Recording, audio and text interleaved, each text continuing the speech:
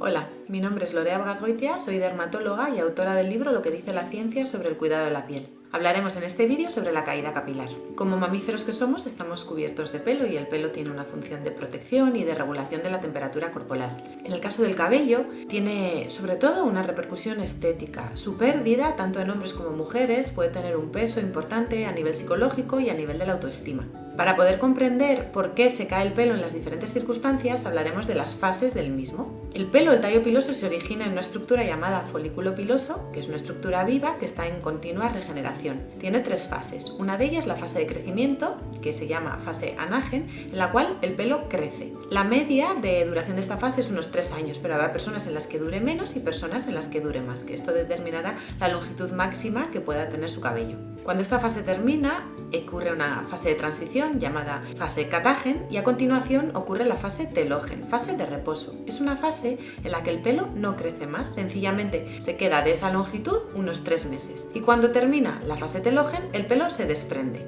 El folículo a continuación produce un nuevo tallo piloso en el mismo lugar.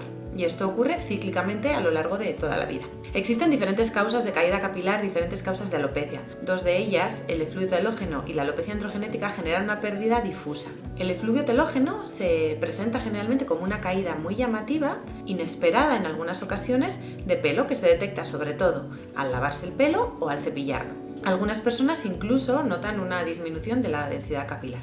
Esto ocurre normalmente a consecuencia de algún acontecimiento estresante o alguna enfermedad grave. Lo hemos visto mucho con el COVID o con algunas alteraciones analíticas como el hierro un poco bajo, deficiencia de vitamina D. Cuando se da este acontecimiento, muchos más pelos de lo normal entran en fase telógena. Habitualmente están en telógeno un 10% de nuestros cabellos, pues tras un acontecimiento estresante, muchos de ellos se suman a esta fase. A los 3 meses, cuando la fase telógena termina, todos esos pelos se desprenden a la vez, lo cual genera bastante preocupación. Pero sabemos que es un proceso biológico, sabemos que después de una fase telógena, en ese folículo se originará un nuevo pelo, con lo cual, en principio, es un cuadro que se resuelve. Es cierto que en algunos casos, si el acontecimiento estresante, por ejemplo un estrés mantenido por temas laborales o temas familiares, se mantiene en el tiempo, el efluvio puede estar activado continuamente de tal manera que hay más caída de forma continua y esto puede reflejar una disminución en la densidad capilar. En general es importante dar tranquilidad al paciente, explicarle el fenómeno y que entienda que se va a resolver y solo en ocasiones puntuales ponemos tratamiento médico.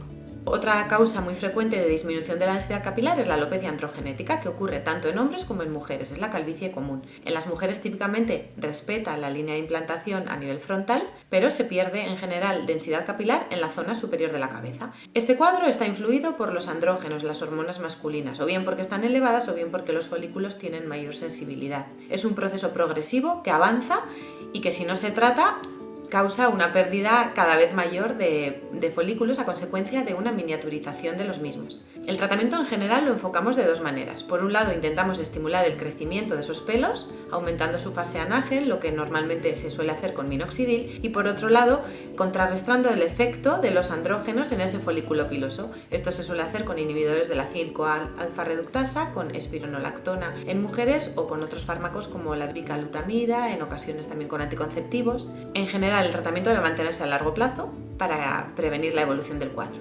Independientemente de estos dos cuadros, hay otras muchísimas entidades que pueden generar pérdida capilar. Existen algunas cicatriciales, otras como la alopecia areata, pero todas ellas deben ser valoradas siempre por un dermatólogo para establecer el diagnóstico correcto y individualizar el tratamiento de la mejor manera posible.